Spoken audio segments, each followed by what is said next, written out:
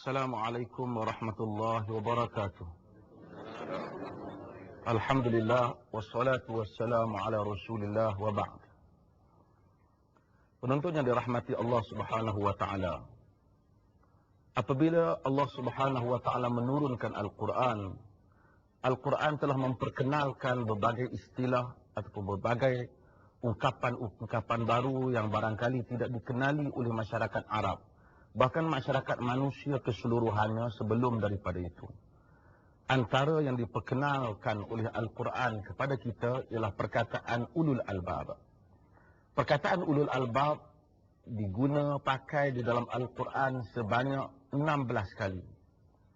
Kesimpulan daripada penggunaan perkataan ulul albab di dalam Al-Quran, Allah memaksudkan golongan ini, kelompok ini ialah kelompok yang mempunyai pemikiran yang sangat matang, yang mampu untuk membuat penilaian, mampu berfikir secara betul dan akhirnya memutuskan perkara keputusan di dalam hidup mereka berhubung dengan soal dunia dan akhirat dengan keputusan yang tepat dan betul. Mereka ini dinamakan dengan ulul albab. Allah Subhanahu wa taala kaitkan mereka dengan berfikir. Umpamanya Allah menyebut, "Inna fi khalqis samawati wal ard wa ikhtilafil laili wan nahar لآية لأولي الألباب الذين يذكرون الله قياما وقعودا وعلى جنوبهم ويتفكرون في خلق السماوات والأرض ربنا ما خلقت هذا باطلا سبحانك فقنا عذاب النار." Maksudnya sesungguhnya pada penciptaan langit dan bumi silih berganti siang dan malam adanya tanda-tanda kebesaran Allah bagi golongan ulul albab, iaitulah orang-orang yang mengingati Allah ketika mereka berdiri, mereka duduk, ketika mereka baring, dan mereka memikirkan tentang kebesaran Allah Jalla wa'ala, kebesaran penciptaan yang telah Allah ciptakan. Lalu mereka menyatakan, "Wahai Tuhan kami, Engkau tidak ciptakan ini semua sia-sia. Maha suci Engkau, selamatkanlah kami daripada azab api neraka." Inilah golongan ulul albab, menggunakan akal berfikir dengan sehingga pemikiran itu pemikiran yang memampukan mereka mencapai hakikat yang sebenar untuk menyuluh kehidupan mereka di dunia dan akhirnya mereka akan selamat di akhirat. Dalam ayat yang lain, Allah Subhanahu wa taala sifatkan ulul albab. Allah kata, "Fabashshir ibad alladhina yastami'una al-qawla fayattabi'una ahsana ulaika alladhina hadahumullah wa ulaika hum ulul albab." Berikan khabar gembira kepada hamba-hamba Allah, iaitulah orang-orang yang mendengar perkataan-perkataan, yang bersedia mendengar berbagai hujah, berbagai pendapat, berbagai alasan, fayattabi'una ahsana, dan kemudian mereka mengikut yang terbaik. Mereka itulah orang yang diberikan petunjuk oleh Allah Subhanahu wa taala dan mereka itulah ulul albab. Maksudnya ulul albab yang Allah jelaskan dalam ayat ini adalah kelompok manusia yang bukan mendengar semua perkara dan menerima, tetapi ialah kelompok manusia yang apabila mendengar berbagai pendapat, hujah, terutamanya dalam masalah agama dan masalah kehidupan, bukan semua yang diperkatakan oleh orang ramai itu diterima olehnya, tetapi sebaliknya menilai dan memilih yang baik, yang mana menepati kehendak Allah dan Rasul. Inilah golongan ulul albab, kerana Allah kata mereka itulah orang yang diberi petunjuk oleh Allah dan mereka itulah golongan ulul albab.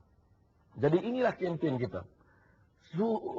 Kita minta supaya masyarakat kita, terutama dalam negara kita dan masyarakat Islam seluruh dunia, supaya menjadi kelompok ulul albab, kelompok yang menggunakan akal yang matang, berfikir dengan baik. Kita kadang-kadang gagal ni kerana kita tak biasa dengan istilah Al-Quran. Kita biasa dengan istilah Ahmad Albab, tapi kita tidak biasa dengan istilah ulul albab. Kerana ini al-albab, yang albab saya pintu, yang ashabul uqul an-nadijah, tuan-tuan punya akal yang matang dan masak. Jika kita ada akal yang matang dan masak dalam masyarakat kita ini, kita tak akan terima berita palsu, kita tidak akan ada ajaran sesat, kita tidak ada suka tomah menuduh orang lain dengan tuduhan yang tidak benar. Kadang-kadang orang yang kita tuduh itu adalah orang yang membawa kitab dan sunnah atau mempertahankan Al-Quran dan sunnah. Tapi oleh kerana kita jahil dengan Al-Quran dan sunnah, kadang-kadang kita menuduh itu adalah ajaran yang salah. seperti setengah kelompok menuduh berbagai kelompok lain yang mempertahankan sunnah Rasulullah dan membuang ajaran-ajaran yang tidak dibawa oleh Rasulullah sebagai kelompok yang salah. Kerana tidak adanya akal yang matang. Dalam masa yang sama ada pula kelompok yang lain yang hanya mendengar apa saja yang disebut oleh guru agama. Apa saja yang disebut oleh ustaz, tok syekh, tok guru, guru tarekatnya, apa lagi, semuanya ditelan bulat-bulat. Ini semua menyanggahi prinsip, menyanggahi cara yang telah Allah Ta'ala kempen dalam Al-Quran. Daripada golongan ulul albab, iaitu mendengar perkataan dan memilih yang terbaik.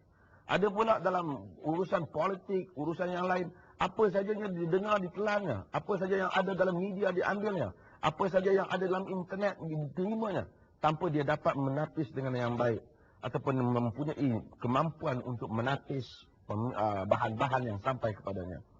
Kita tidak mahu masyarakat yang seperti ini. Kita mahu masyarakat yang matang, masyarakat yang masak, yang dapat menilai antara yang buruk dan yang baik, dan kemudian memilih perkara yang terbaik. Itulah masyarakat ulul albab yang kita harapkan. Dan kita buka kepada sesi soalan.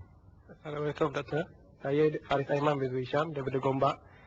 Soalan saya adalah, bagaimana kita hendak membentuk generasi ulul albab jika masyarakat kita masih lagi mempercayai bomoh dan pawang yang seperti yang kita lihat sekarang? Terima kasih. Terima kasih banyak kepada saudara kita yang bertanya. Ini satu lagi. Kadang-kadang oleh kerana kita tidak menggunakan akal yang matang dan masak, masih masyarakat yang hari ini kita ada kemajuan, ramai orang dihantar untuk berpendidikan, pergi sehingga ke peringkat pengajian tinggi. Malangnya ramai lagi di kalangan masyarakat kita ini, sehingga di kalangan mereka yang dianggap terpelajar, ada kedudukan yang baik, ada kelebihan di sudut harta, materialnya. Tetapi dalam masa yang sama tak dapat membezakan antara yang benar dan yang salah. Masih lagi mempercayai perkara-perkara khurafat, karut-marut tentang bomoh dan seumpamanya. Oleh kerana ramai orang percaya, setengah kita terikut-ikut percaya. Kadang-kadang ada satu tempat diceritakan ada kelebihan sekian-sekian, wali sekian, bomoh sekian, kayu sekian, yang memberikan khasiat tertentu. Kita pun percaya tanpa kita menyelidik, menilai dan melihat di sudut akidah, di sudut saintifiknya. Sebab itu antara ciri yang Allah Subhanahu Wa Taala sebut tentang kelompok ulul albab ini, Allah kata sebut, "Qul la yastawil khabith wat tayyib walau a'jabaka kathratul khabith fattaqullaha ya ulil albab." Katakanlah tak sama antara yang keji dan yang baik.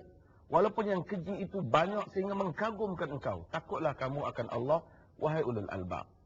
Golongan ulul albab ni dapat bezakan. Kita hari ini buka cerita dalam peristiwa yang salah satu kejadian dalam negara kita, sehingga ada kumpulan bomoh disiarkan dalam media dengan begitu besar, kononnya untuk mencari seseorang yang hilang dan mendapat liputan.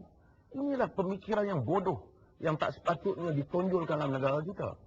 Ini sebuah masyarakat Muslim yang beriman kepada Allah dan Rasul. Perangai mencari orang lain atau menentukan sial untung dengan menggunakan burung yang dilepaskan ke udara ialah perangai dan kelakuan yang dibuat oleh masyarakat jahiliyah Arab dahulu. Sehingga apabila Nabi SAW datang, baginda menyebut, "Aqirrut tayru ala makinatiha." Kekalkan burung itu pada sarangnya. Hadis yang sahih diriwayatkan oleh Imam Abu Dawud. Ini kerana itu perbuatan orang jahiliyah, bila nak keluar berjalan ke mana-mana, dilepaskan burung ke udara. Kalau dia ke kanan untung, kalau dia ke kiri ataupun ke belakang tak boleh teruskan. Dahulu ada masyarakat kita percaya dengan sebahagian buku-buku yang tidak munasabah. Kalau dia pergi ke mana-mana, dia lihat binatang tertentu keluar, biawak melintaskan sial. Ataupun dia tengok berlaku kejadian tertentu, dia kata bahawasanya ini akan ada untung ruginya. Ada yang mempercayai dengan membela ikan tertentu ataupun ayam tertentu boleh mendatangkan untung. Ataupun mempercayai bahawasanya letakkan warna-warna tertentu dalam rumah ataupun lansir-lansir dengan gaya tertentu mendatangkan untung dan menolak sial. Ini kepercayaan yang jahiliyah. Kepercayaan yang melambangkan kebodohan akal. Minda yang tak maju. Manusia yang apabila Islam datang, Islam perangi perkara ini. Tiba-tiba kita bawa perkara ini sehingga masyarakat kita kadang-kadang terdedah dengan cerita-cerita seperti ini. Juga apa-apa saja episod dalam TV dan seumpamanya yang menceritakan tentang peranan bomoh, tentang kehebatan bomoh, sepatutnya dihapuskan sama sekali dalam masyarakat yang ingin membangun dan masyarakat yang ingin pergi lebih ke hadapan ini.